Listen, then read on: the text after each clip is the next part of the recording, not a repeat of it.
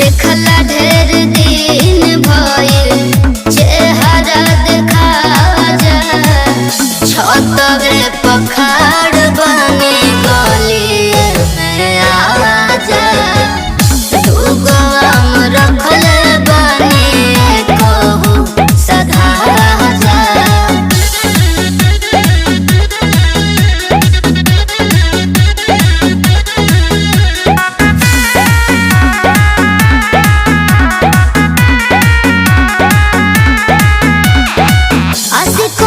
कैसे कहरेला प्यार हो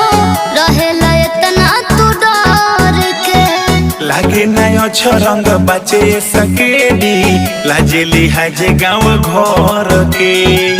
इज्जतिया के ताकत न जाले ठीक बा आशिक मित